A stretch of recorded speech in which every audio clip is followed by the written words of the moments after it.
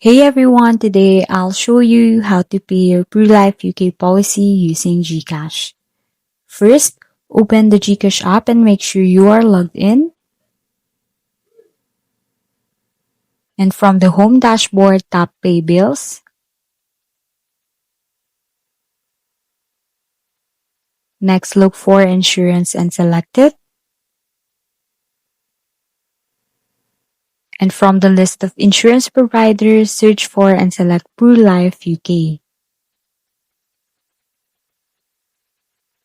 Then enter the required payment details such as your policy number and the amount you want to pay. After that, review the details carefully, then tap Next to continue with the payment. Follow the on-screen instructions to complete the transaction, and once the payment is successful, you will receive a confirmation. Thanks everyone!